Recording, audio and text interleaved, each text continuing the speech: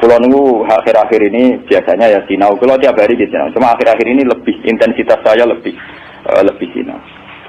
Ketika saya baca hadis termasuk alamatnya kiamat itu banyak zina. Yang kedua itu wayur faul ilmu dan ilmu itu hilang. Ilmu apa? Hilang. Ini kalau baca itu di Bukhari di Muslim itu nangis sejadi-jadi. Kalau ngereling hadis itu nangis dan saya takut anak-anak saya nanti, anak cucu kita nanti akan mengalami masa kebodohan masalah. Kebodohan masalah misalnya gini ya, nanti kalau ulama gak cerewet kados kula, ndak mau ngomong hukum, itu nanti wong kuwolak-walik. Jadi misalnya begini, ini saya ngomong di mana-mana, terutama sama santri-santri saya ngomong di mana-mana. Dalam kasus maksiat itu ya ada etika. Misalnya orang yang di niklab atau orang yang misalnya yang order orang nakal, itu juga ada aturannya. Misalnya Rukin daftar dulu, ya Rukin yang dapat dulu. Setelah itu Mustafa, setelah itu Mas Tri. Nanti yang gelem antri, namanya anak baik. Rukin itu anak baik, karena mau nopo antri. Nanti yang transaksi dan bayar, namanya anak baik. Mereka dekne yo hasil zina, yo bayar, namanya anak baik. Khawatirku nanti kalau ilmu itu sudah hilang, nanti kemaksiatan sudah ada. Sing ono kok gelem anak baik. Dia tetap zina tapi di mana baik karena dia zinanya ya bayar ya mau antri. Paham ya? Orang melihat konser yang pornografi, yang mempertontonkan aurat. Kalau masuknya pakai tiket, namanya penonton baik. Tapi kalau muga-muga tribun gak ada tiket, penonton jelek. Padahal cara Allah sama jelek nggak mergo delok porno. Paham ya? Lho mboten, ilmu itu pasti nanti hilang. Dan itu yang pasti dimaksud Rasulullah wa yurfa'ul ilmu. Ilmu itu nanti hilang oleh etika sosial. Meskipun dalam etika itu terjadi kebobrokan agama. Itu yang paling saya takut. Nanti itu kebaikan itu dalam keburukan. Yaitu tadi. Orang nonton konser pornografi asal kamu bayar, dianggap penonton baik. Kamu nonton, kok ngarep dan bayar. Terus tengok-tengok, penonton itu baik sekali. Wajar delok ngiler perkara pornografi. Tapi karena dia bayar dan anteng dianggap penonton baik. Karena dia dilem orang baik, dia tidak pernah intervensi kalau perilakunya salah. Paham ya? Nanti itu pasti maksudnya Rasulullah itu begitu. Itu di sarah-sarah ada, tapi saya memahami begitu. Nanti pasti hilang.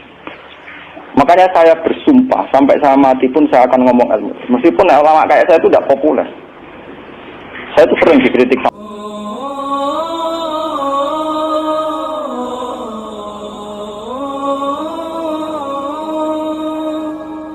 Pengen hubungan kula mbek jenengan hubungan sujud dengan Allah Subhanahu wa taala.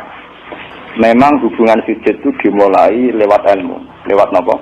Kayak saya ngaji tafsir. Karena ilmu saya yang paling original saat ngaji tafsir. Apapun hebatnya kados hikam, hayatus sahabat atau kitab-kitab yang saya baca sore, itu kehebatan yang terbatas sehingga mudah kita paham. Jadi kadang orang-orang itu salah paham.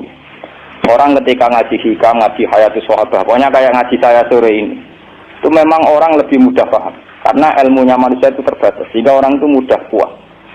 Tapi sebetulnya yang hakikat ilmu itu ya di Quran itu. Meskipun kadang kita tidak paham, gak karpe, tapi itu hakikatul ilmi. Semua ilmu ya ada di Nabi. Saya ini pernah khatam hikam, pernah khatam ihya. Beberapa kitab tasawuf pernah saya baca. Itu memang enak dan saya lebih merasa nyaman. Tapi sebetulnya ada hal-hal yang hilang dalam kondisi sosial nyata. Jadi status khusyuk itu bisa hilang dalam kasus sosial yang nyata. Makanya saya ini jadi kiai, saya ini mulai dulu terkenal wong alim. Kenapa saya harus kerja di Jogja? Kulon sadar. Saya misalnya khusyuk, mungkin wong ngelegus kok ngalim ngaji ini istiqomah. Itu ya begitu. Dalam kondisi normal mungkin saya dipuji demikian. Tapi misalnya anak saya sakit parah atau ibu saya sakit parah. Atau orang rumah sakit duit gak duit, mobil gak duit, alamat gak duit, relasi. Nanti status saya ini bukan orang alim yang istiqomah. Saya mohon yang senang saya, ngaji saya paling inti tetap di Quran. Meskipun Quran itu kadang ada pornografi, cara Gus Dur ada pornografi. Itu hal yang nyata. Orang tasawuf itu malu membicarakan pornografi. Tapi kalau Quran biasa saja.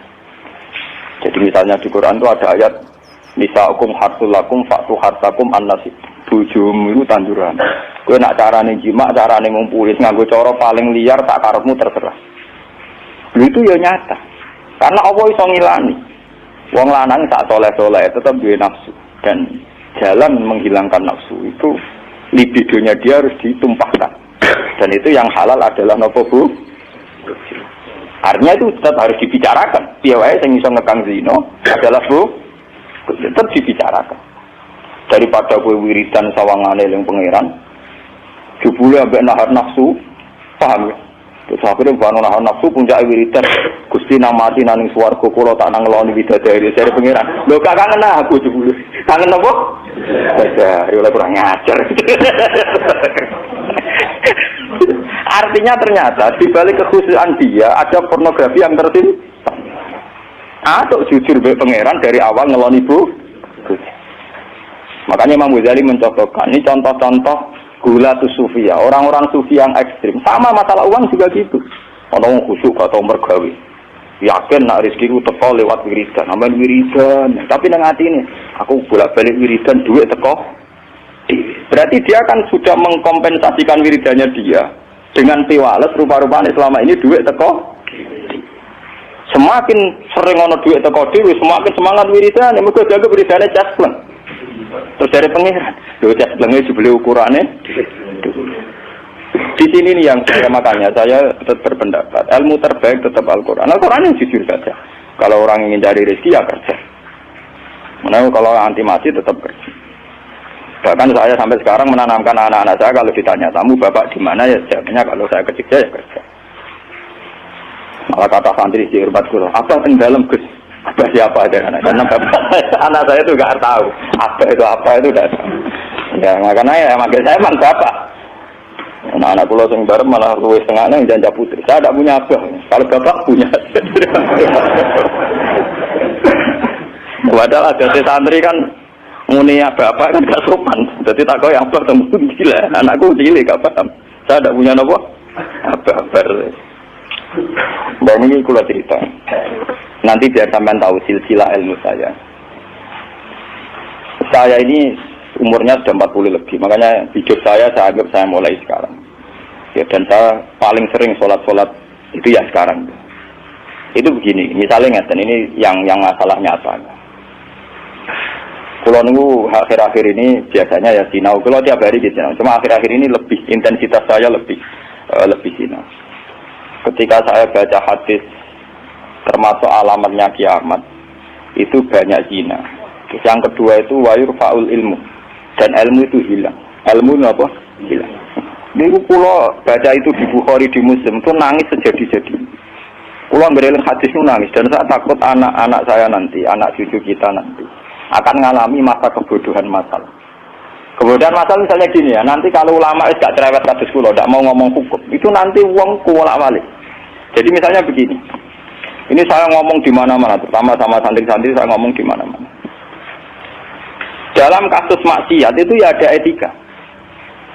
Misalnya orang yang di niklab atau orang yang misalnya yang order orang nakal, itu juga ada aturannya. Misalnya Rukin daftar dulu ya Rukin yang dapat dulu. Setelah itu Mustafa, setelah itu Mastri. Nanti yang gelem antri namanya anak baik. Rukin itu anak baik karena mau nopo antri. Nanti yang transaksi dan bayar namanya anak baik. Mergo dekne yo hasil zina yo bayar namanya anak baik.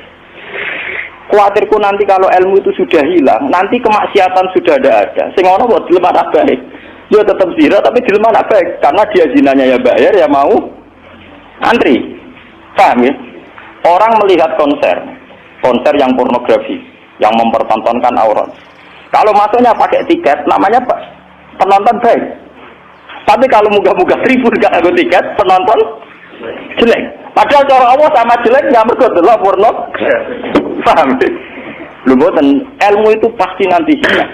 Dan itu yang pasti dimaksud Rasulullah wa yurfa'ul ilmu. Ilmu itu nanti hilang oleh etika sosial. Meskipun dalam etika itu terjadi kebobrokan agama. Itu yang paling saya takut. Nanti itu kebaikan itu dalam keburukan. Yaitu tadi. Orang nonton konser pornografi, asal kamu bayar, dianggap penonton baik. Kamu nonton, kok ngarep dan bayar. Terus tengok-tengok, penonton itu baik sekali. Wajar delok ngiler perkara pornografi. Tapi karena dia bayar dan Anton dianggap penonton baik. Karena dia dilem orang baik, dia tidak pernah intervensi kalau perilakunya salah. Paham ya? Nanti itu pasti maksudnya Rasulullah itu begitu. Itu di sarah-sarah ada, tapi saya memahami begitu. Nanti pasti hilang.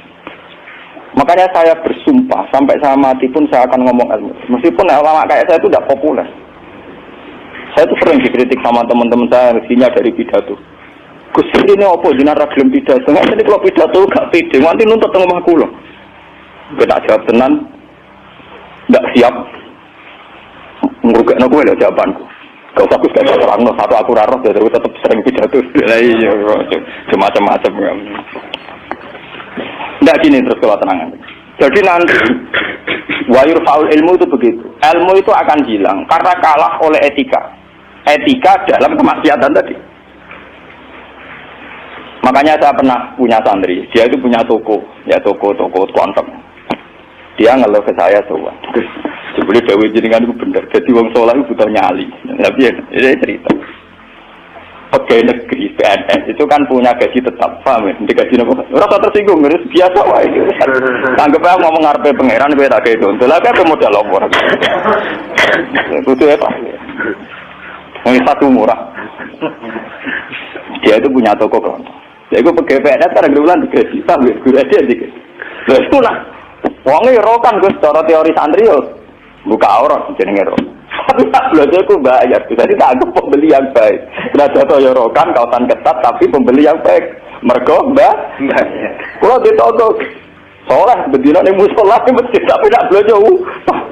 Nah jadi nyulayani kan, pembeli yang tidak baik. Ulang kan saya proses, uang itu gua masuk beung soleh. Jadi kamar si uang soleh mangkel no. Sing wong rapati soleh nyenengno. Maksudnya rapati soleh perkara aurate lho, ora perkara PNS lho, perkara napa? Aurate ora salah paham. Mesti protes PNS. Lha iku padha karo pengurus masjid. Pengurus masjid dia sumbangan wong sing terkenal korupsi atau terindikasi korupsi nyumbang 10 juta. Sing tukang iktikaf 10.000 gegere gak karuan. Akhirnya pengurus masjid terbiasa nganggep itu orang baik. Mereka nyumbang 10 juta.